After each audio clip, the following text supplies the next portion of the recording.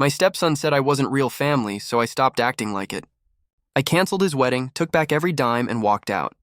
Now he's broke, divorced, and posting sad stories online. But I don't owe him a thing. Hey, Reddit. I spent 12 years raising a kid who wasn't mine. I taught him, fed him, and built a future for him. Then one day, he decided I was just the guy who pays for stuff. Fine, I walked away. But they weren't done trying to drag me back. Before I get there, let me start from the beginning. I'm Jack Callahan, 34. I run Callahan and Sons with my brother Frank.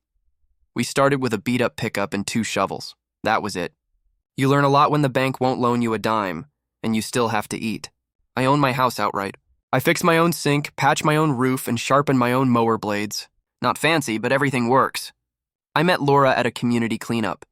The city wanted volunteers while we resodded a park that got torn up by a summer league tournament. I was laying lines and rolling out sod. She was out there with a trash grabber and a contractor bag. Ponytail stuffed through a ball cap, sunburn on her nose, just kept moving, never complained. We traded a couple of jokes about people who leave snack wrappers 10 feet from a trash can. She laughed and asked if I was the guy behind the big flower beds in front of the library. I told her I was. She said her kid noticed them. That's how I met Eli, 9 years old, skinny, hiding behind her leg with a sketchbook pressed to his chest. I offered him a sports drink out of my cooler. He took it and just stared at me like I'd handed him a snake. No thanks, no smile. Laura said, "Sorry, his dad left when he was 4. He's not great with new people." I nodded. Okay, baggage. Fair enough. We kept running into each other. I'd see them at the park, or she'd stop by Rusty's Diner where I grabbed breakfast before job sites. We started talking, then coffee, then dinner. 6 months in, the school called me in the middle of a Tuesday. The secretary asked for Mr. Callahan. I'm thinking, wrong number. Nope. I was down as Eli's emergency contact. He'd fallen from the climbing thing on the playground. Possible broken arm. I dropped the rake where I stood and drove over with mulch still stuck to my boots. Found him in the nurse's office, cheeks wet, trying to be tough. I said, "Hey, bud, that thing jump at you?" He gave me half a smile. At the ER, I sat on that plastic chair and held his good hand while we waited for Laura.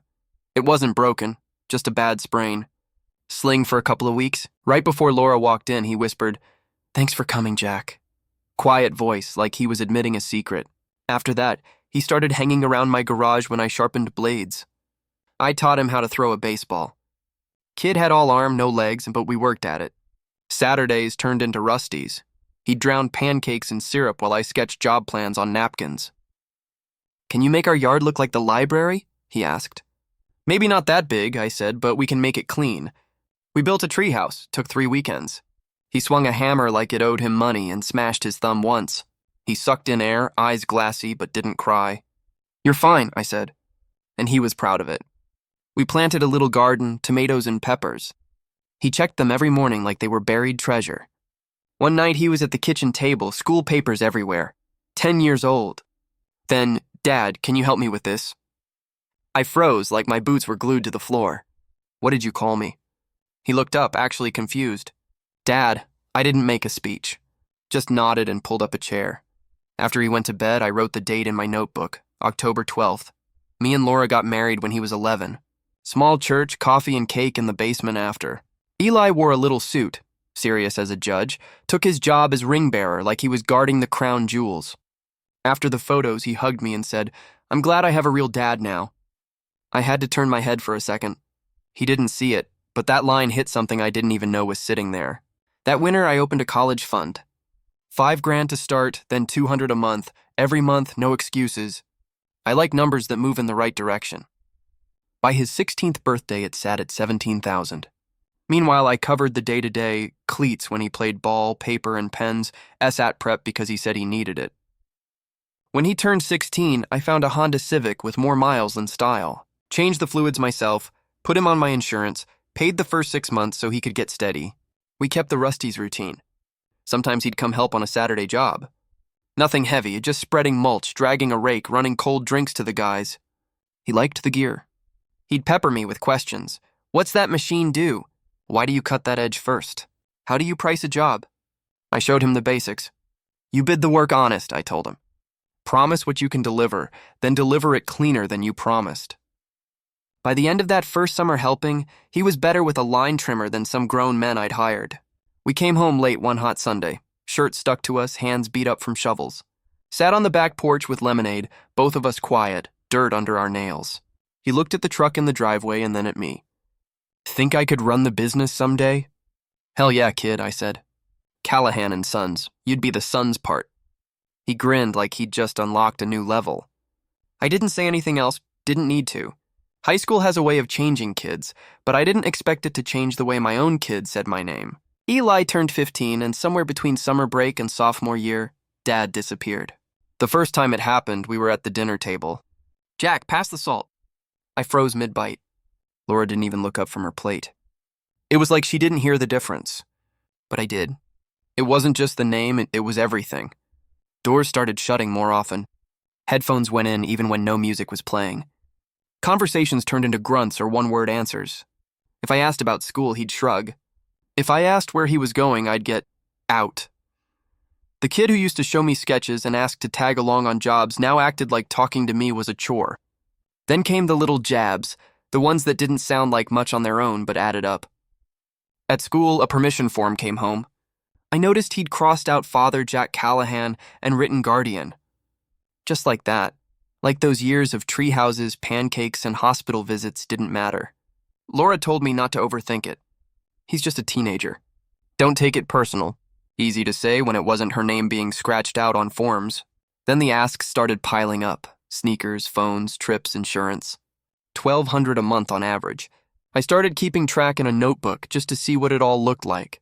Not a single thank you. And then Tom showed up again. Not physically, just texts and random calls. After being gone for over a decade, he started sending Eli 50 here, 100 there. Just enough to make noise. And suddenly Dad was Tom again. My dad says I should apply to art school. My dad thinks you're too strict about grades. Tom didn't even know what Eli's grades were, but apparently he understood him. One night, I walked past Eli's room and heard him talking to a friend. Jack's so annoying. Always asking where I'm going, what I'm doing. Yeah, he pays for everything, but that's what parents do. My real dad gets me. I didn't go in. I didn't say anything. I just stood there and realized maybe I wasn't his dad anymore. Maybe I was just the guy footing the bill. Around that time, Caleb joined our crew, 19, just out of trade school, trying to figure out his next step. First week on the job, he was showing up 10 minutes early, asking questions nobody else bothered with. Hey boss, can you show me how to read these blueprints? Boss, how do you price something like this? He called me boss with a respect I hadn't felt in my own house for years. I started teaching him everything, how to quote jobs, maintain gear, deal with clients who try to haggle. He soaked it up. It felt good, showing someone who actually cared how this business worked. I tried offering Eli the same. One afternoon, I asked if he wanted to learn how to bid a landscaping contract. Nah, I'm good, he said without even looking up from his phone. Tom says you overcharge anyway. That was the last time I brought it up. 2 days later, I showed Caleb how to do it. He took notes and asked questions. The contrast couldn't have been louder. By the time Eli turned 17, the pattern was set. He'd pop into the kitchen, ask for money, and vanish again. The thank yous were gone. The respect was gone. The kid who once talked about running the business didn't want anything to do with it, or with me. One night I sat in my truck after work with my notebook open, flipping through the pages. $47,000 spent over 7 years. That didn't include the mortgage, the food, the lights that stayed on, just extras. Sneakers, trips, tech, art classes, insurance, all of it. Eli walked past the truck on his way to meet friends, earbuds in, head down. Didn't even glance in my direction. I watched him disappear down the sidewalk and shut the notebook. I used to tell myself it was just a phase, that he'd grow out of it, that one day he'd remember everything I'd done and appreciate it. But watching him walk away like that, I knew better. It wasn't a phase. It was who he'd decided I was now. And who I was, apparently, was just Jack. By the time Eli turned 21, I'd paid for 4 years of college and watched him walk across the stage with a degree in hand. $60,000 in tuition, books, and housing. Every penny handled without complaint. Right after graduation, he proposed to Hannah. She was 23, a pediatric nurse. Polite, level-headed, the kind of person who sends thank you notes for birthday dinners. I liked her right away. I paid for their engagement party. Restaurant rental, food, the works. People toasted, took photos, and Hannah's family kept thanking me. Tom didn't show up. Not a text, not a card. I can't say I was surprised. That's when I decided on something I'd been thinking about for years. I wanted Eli to carry the Callahan name. I'd been his father in every way that mattered, but I wanted to make it official. Legally. Permanently. My lawyer drew up the adoption papers. Everything was ready. I figured it would be the best wedding gift I could give him. A couple of months before the wedding, I asked him to meet me for lunch at Rusty's, our old Saturday spot. He walked in wearing a button-up, and that distracted, half-there look he always had now. We ordered burgers, and small talk lasted about 3 minutes. Then I slid a folder across the table. "Eli," I said quietly, "I've been your dad for 12 years. You're starting your own family now, and I want to make this official. I want you to be my son, legally. The Callahan name, it's yours if you want it." He opened the folder and stared at the paperwork like it was written in another language. His face didn't light up. There wasn't even a flicker of emotion. Just this weird, tight expression. Wow, that's... "I need to think about it," he said. "Sure," I answered, trying to sound calm. "Take your time. No pressure." But there was pressure, and he knew it. My heart was sitting right there on that table next to the ketchup bottle. About a week later, I walked through the kitchen while he was in the shower. His phone lit up on the counter. A text preview from Tom popped up. "Don't let him pressure you into that adoption." I didn't go digging. I didn't touch the phone. But my stomach turned. Tom knew. Which meant Eli had told him. He hadn't given me an answer yet, but he'd already talked it over with the guy who disappeared when he was 4. A few days later, Eli came to find me. "Hey," about the adoption thing, he started. "Yeah," I said. "I appreciate it, but I don't think I can do it." "Why not?" I asked. He didn't meet my eyes. "It feels like I'd be erasing Tom. He's still my dad, you know? It wouldn't be fair to him." I nodded, folded the papers, and slipped them back into the folder. "Your call, kid. The man who abandoned him for 17 years mattered more than the one who showed up every day." That night I told Laura while she was washing dishes. He said no. "Because of Tom," I said. She sighed. "He's just confused, Jack. Give him time." "Laura," I said, "Tom sends him $20 at Christmas. That's the guy he's worried about erasing?" "You're being dramatic. It's just a piece of paper." "It's not," I said quietly. "But okay." And in that moment I knew she was never going to stand on my side when it came to Eli. I tried once more to talk to him. Asked if he'd ride along with me on a big office landscaping job so we could talk. We parked in the truck eating sandwiches between stops. "You're about to be a husband," I said. "I just want to make sure you're set up right." "I know," he said. "I appreciate everything you've done." "Do you?" "Because it feels like I'm just the guy who pays for stuff." "That's not fair, Jack," he said, defensive now. "Then tell me what I am to you." Silence. He just stared out the window like I wasn't even there. "I don't know what you want me to say," he finally muttered. "Nothing," I said. "Forget it." That was the end of that conversation. Despite how hollow everything felt, I kept paying. $58,000 sat in the wedding fund. I signed checks, venue, caterer, photographer, band, $21,000 gone before I even blinked. Hannah thanked me every single time I wrote a check or showed her progress on the arch I was building. Eli just nodded. No excitement. No gratitude. One night I was in the garage sanding the arch around midnight. My hands were cramped, sawdust stuck to my shirt. Frank stopped by to drop off some tools. He looked at the arch, then at me. "You're really going all out for this, huh?" he asked. "He's my son," I said. Frank didn't answer right away. "Is he, though?" "Because from where I'm standing, he doesn't act like it." I didn't respond, just kept sanding. I built that arch the same way I'd built everything for him, with hope. Hope that one day he'd see what it all meant. He never did.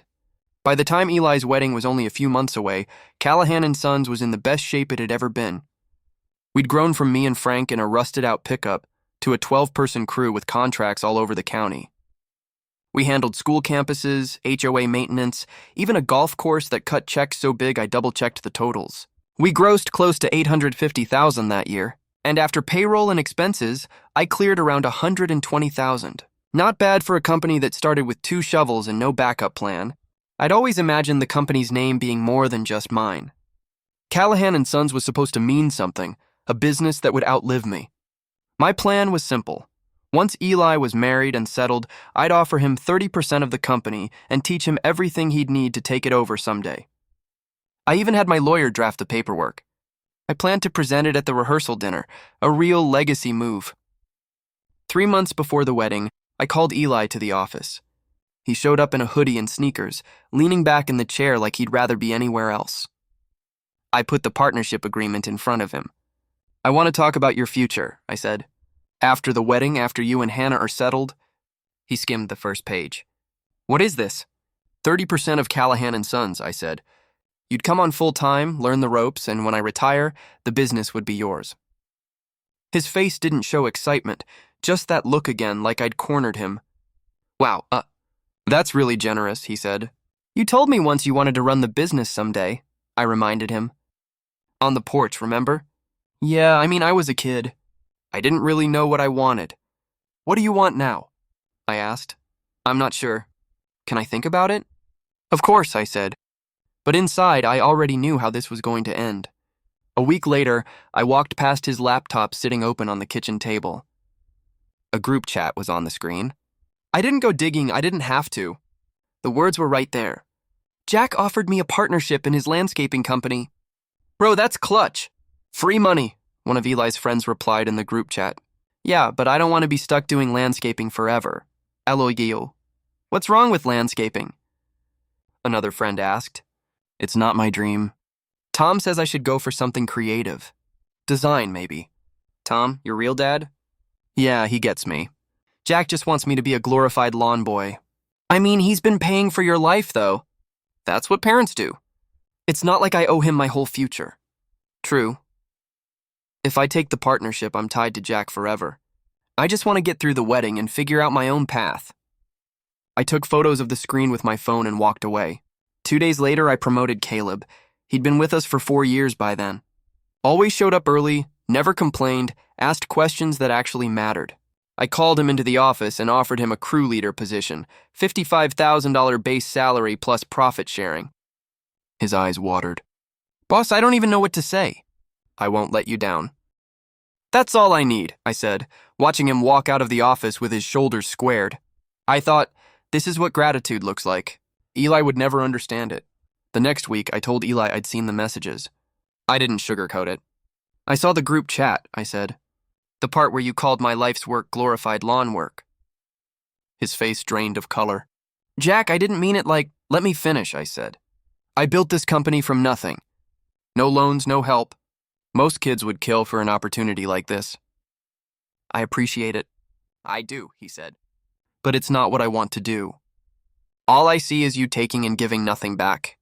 "I never asked you to do all this," he shot back. "You're right," I said. "You didn't, I chose to. Because I thought you were my son." He stormed out, slamming the door behind him. When Laura found out, she took his side immediately. "You can't force him to take over your business, Jack," she said. "Maybe Tom understands him better." That sentence hung between us for a long time. "Yeah," I said finally. "Maybe he does." That night, I sat in my truck with the partnership paperwork on the passenger seat and the screenshots on my phone. I looked at both for a long time before ripping the agreement in half. Then I texted my lawyer, "Cancel the transfer. Change of plans." I wasn't angry anymore. Anger burns out. What I felt now was something different, a clean, cold sort of clarity. I'd been building a legacy for someone who saw it as a prison sentence. I was done. The rehearsal dinner was 3 weeks away. I was still writing checks. Venue, catering, photographer, band. The arch was almost finished in the garage.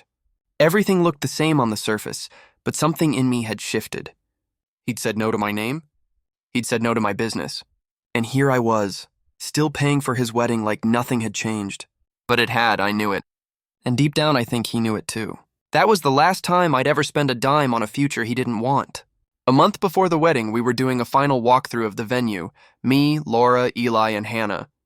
The coordinator guided us through every detail, seating arrangements, catering setup, lighting plans.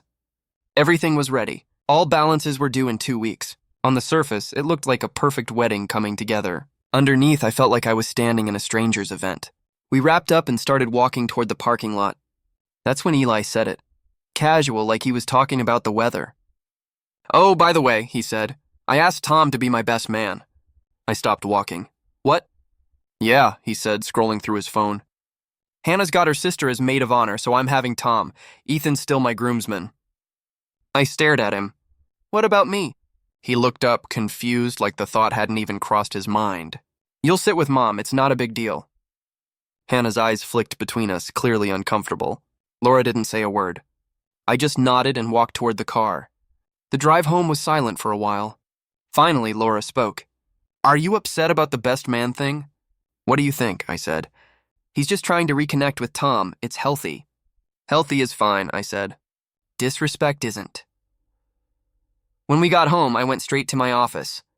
I pulled out the stack of reminders that had been sitting in my desk drawer for months. Screenshots of the group chat where I was called a glorified lawn boy. The adoption papers he'd rejected, the partnership agreement I'd torn in half. Then I opened my banking app. $40,000 sat in the wedding fund. $18,000 already gone on deposits. I thought about every moment that had led here. The ER visits, Saturday breakfasts, college tuition, the treehouse, every single time I'd shown up while Tom vanished. And now Tom, and the man who hadn't even been around for birthdays, was the best man. I didn't stay angry for long. Something colder took its place. A simple decision that I was done playing a part in a story I clearly wasn't part of anymore. That night I started making calls. I called the venue first. I need to cancel our reservation. They told me I'd lose the $8,000 deposit. I said that was fine. Then I called the caterer. Cancel the order. Another $2,000 gone. By 10:15, the photographer, band, and florist were canceled too. I transferred the remaining $40,000 back into my savings account and listed the custom wooden arch I'd built online for $100 or best offer. The next morning, Eli stormed into the house, face red and shaking. What the hell, Jack? You canceled my wedding. I stopped paying for your wedding, I said calmly. There's a difference. You can't just do that, he shouted. I pulled out my phone and showed him the screenshots. You said you didn't want to be tied to me forever. You called my business glorified lawn work. You rejected my name. You rejected the partnership. But you'll take my money? I said, my voice low but steady. That was out of context, he stammered. You can't context that, I said. Here's the context. I raised you for 12 years. I paid for everything. I tried to make you my son, legally, professionally, every way I could. And you said no to all of it. So I'm done. You're ruining my life, he yelled. No, Eli, I said quietly. I'm just not financing it anymore. You're an adult. Figure it out. Laura was standing in the doorway, tears in her eyes. Jack, please. Think about what you're doing. For years I did, I said. And you never once had my back. Not when he stopped calling me Dad. Not when he rejected the adoption. Not when he trashed my business. You defended him every single time. He's my son, she shouted. And I was your husband, I said. I paused. Was. Her face went pale. Was? She repeated. I'm filing for divorce, I said. You and Eli can figure out the wedding together. Tom can help or whoever else you want. I'm out. You're abandoning us, Eli shouted. You abandoned me a long time ago, I said. I just finally noticed. That night, I packed a bag and drove to Frank's house. Within a week, I'd filed for divorce and contacted a realtor.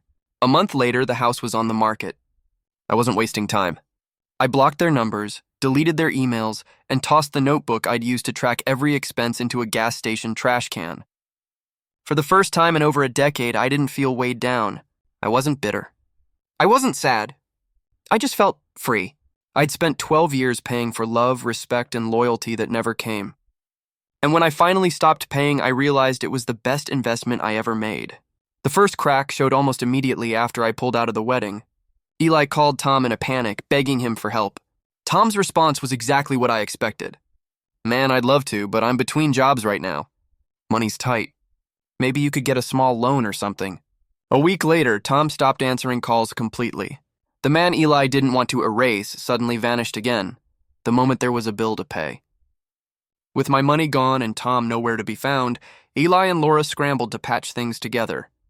They borrowed $5,000 from Laura's parents, even though her parents made it clear they weren't happy about it. Eli maxed out 2 credit cards for another $8,000.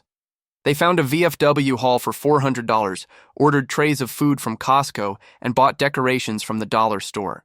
The music? Just a Bluetooth speaker and a playlist someone's friend had thrown together. The wedding that was once planned as a $58,000 event was now barely $6,000 total.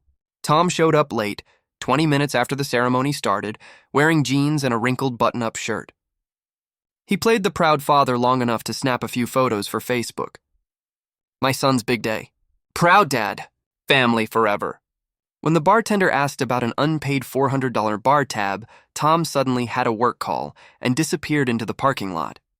Eli had to cover it himself. Then, less than 2 hours into the reception, Tom patted Eli on the shoulder, handed him a $50 bill for the honeymoon, and left. 2 weeks later, reality hit hard. Eli and Hannah moved into a small apartment, all they could afford. Bills started piling up fast: rent, credit cards, utilities. Eli hadn't found a job yet. Most days he just paced around the apartment, angry and bitter. "This is all Jack's fault," he snapped one night. "If he hadn't pulled out, we'd be fine." Hannah didn't let it slide. "No, Eli. Jack offered you a name, a business, and a future. You threw it away." Eli glared at her. "You're supposed to be on my side." "I am," she said. "But you need to grow up. You treated him like garbage, and now you're shocked there are consequences?" He stormed out and didn't come back for hours. A few days later, while Eli was out, Hannah was using his laptop to apply for jobs and stumbled onto the old group chat. The same one I had seen. She read everything. Glorified lawn boy. Tied to Jack forever. That's what parents do. But there were also messages she'd never seen before. Eli mocking her family, complaining that the wedding wasn't what I wanted, calling her too boring. For 2 months after the wedding, she tried to make it work. But every time Eli blamed me instead of taking responsibility, every time he complained instead of getting his act together, she saw more and more clearly who she'd actually married. Finally, she sat him down. "I can't do this," she said. "Gee, what are you talking about?" he asked. "I read the messages," she said. "All of them. You lied about Jack. You said he was controlling, that he pushed you away. He offered you everything, and you spat on it. And you trashed my family, too." "That was just venting," he said. "No," she replied. "That's who you are. And I'm done pretending I don't see it." She slipped her ring off, left it on the counter, and walked out. After that, things unraveled fast. Eli dropped out of grad school because he couldn't afford tuition without my help. He took a job bussing tables at a diner for $12 an hour plus tips. Half of it went straight to paying down credit card debt. He moved into a studio apartment, mattress on the floor, leaky kitchen sink. Then he started showing up at my job sites. Sometimes he'd just stand there at the edge of the property, waiting for me to walk over. I didn't. Other times he tried talking to the crew. But I'd already told them what to do. They turned him away every time. "Boss said you're not welcome here," they'd tell him. He called, texted, emailed. I blocked it all. Laura's life started to crumble too. She lost her job at the dental office. The manager said they didn't want drama around the workplace after the story spread online. Without that income, she couldn't keep the house. It sold fast, and she moved into a small 2-bedroom apartment with Eli. Their relationship was strained. Laura blamed me. Eli blamed himself. They fought constantly. And Tom? Tom had disappeared again. No texts. No calls. Nothing. Meanwhile, my life started looking completely different. Callahan and Sons exploded with new business. People respected how I handled things. Firm, direct, no drama. I landed 3 HOA contracts, a deal with a country club, and even a big commercial campus job. I hired 4 new crew members and promoted Caleb to operations manager, gave him a $70,000 salary and full benefits. He handled clients like a pro and treated the business like it was his own. I bought a cabin up in the Poconos, 3 bedrooms, lake view, quiet mornings. Most weekends, I'd drive up there after work, sit on the porch with a cup of coffee, and just watch the water. It was the first time in years that I actually felt peace. One evening, Caleb and his girlfriend came over for a cookout. We were on the deck, grilling burgers, laughing about a broken irrigation job from earlier in the week. "Boss," Caleb said, flipping a burger, "I never thought I'd own a house. You showed me how to build a future. You changed my life." "You did the work," I told him. "I just gave you the shot." A few days later, Frank told me he'd seen Eli at the grocery store. "He looked rough," Frank said. Skinny, tired, beat up. "You ever think about reaching out?" "No," I said. "Good," Frank replied. He made his bed. Later that week, an email slipped past my spam filter. It was from Eli. Please talk to me. I hovered over the message for a few seconds, then deleted it without opening it. People said I abandoned them. The truth was, I was finally taking care of myself. And without me holding everything together, their world fell apart, just like I knew it would. 3 years passed. I was 49 now, and life was steady. Not exciting, not dramatic, I'm just solid. Callahan and Sons had grown into something I could be proud of. 15 employees, $1. $2 million in annual revenue, and contracts with everything from HOAs to corporate parks. Caleb had bought his first house, and I co-signed the mortgage to help him out. The kid had earned it. We were even featured in a local business magazine.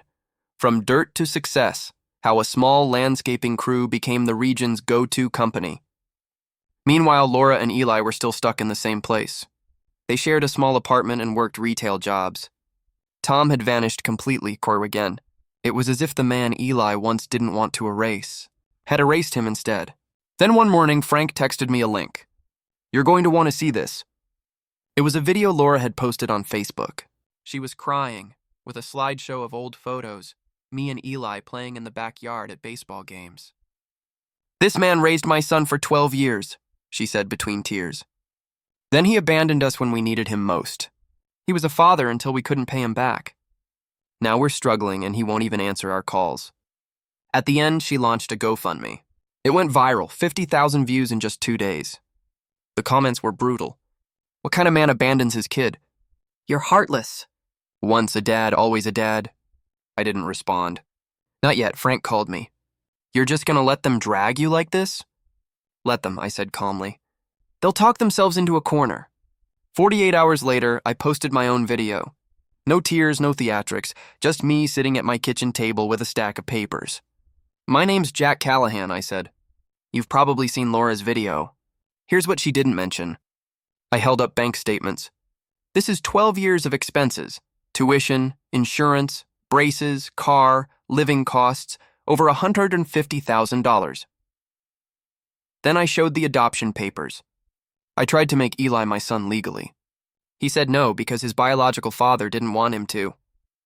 Next came the business agreement. I offered him 30% of the company I built from scratch. He rejected that too. Then the group chat screenshots, glorified lawn boy tied to Jack forever. That's what parents do, I said quietly. And finally, I played a voicemail from Eli when he was 17. Hey Jack, I need $200 for the weekend. I know you'll give it to me. You always do. My closing line was simple. I didn't abandon him. He told me I wasn't his father, so I stopped pretending I was. It spread faster than Laura's video. The comments flipped overnight. People reported the GoFundMe until it got taken down. Laura deleted her post, but locally, the damage stuck.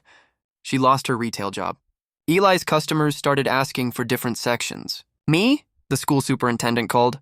We respect a man who stands by his principles. 6 schools, $200,000 a year. A month later, I was invited to a charity auction for a park renovation I'd donated landscaping work for. Over 200 people showed up. Midway through the event, I saw them, Laura and Eli, making their way toward my table. Jack, Laura said loudly, loud enough for everyone nearby to hear. We need to talk. No, we don't, I replied, calm as ever. You owe us, she shouted. You can't just walk away from family. I stood up and addressed the crowd. For anyone wondering, I said, voice steady, I gave Laura and Eli everything. A home, a future, 12 years of showing up. He told me I wasn't his real dad, so I left. That's what he wanted. Someone near the stage started clapping. Then another. Laura's face crumpled. Eli stepped forward. Jack, Dad, I'm sorry. I was wrong. I was stupid. I didn't understand. You were 21 when you rejected the adoption, I said. You were 21 when you trashed my business. That wasn't a kid making mistakes. That was a man making choices. Please, he said quietly. I forgive you, I told him. But forgiveness doesn't mean you're back in my life. You made your choice. Live with it. I turned and walked away. People moved aside as I passed. A few even clapped again. I didn't look back. 2 weeks later, a letter arrived at the cabin, 3 pages, handwritten. Eli apologized for everything, for the way he treated me, for letting Tom's attention cloud his judgment, for wasting what I offered him. He said he was in therapy now, working 2 jobs, trying to rebuild. He didn't ask for money. He just asked if we could talk someday. I read the letter twice. Then I folded it up carefully and put it in a drawer. A few months later, one afternoon, I stopped at a red light downtown. I glanced to my right and saw Eli through the diner window. He was wiping down tables, sleeves rolled up, face tired. Our eyes met for a few seconds. He froze like he wanted to come outside. I gave him a small nod. The light turned green and I drove away. I didn't close that door out of hate. I closed it because peace was on the other side. Eli thought I abandoned him. The truth is, I finally stopped abandoning myself. Some people spend their whole lives chasing what they lost. I built something better. He made his choice. I made mine. And I don't regret mine. YouTube just dropped this new hype feature. If you're hooked on this story, smash that hype button. It tells YouTube, this video deserves to blow up.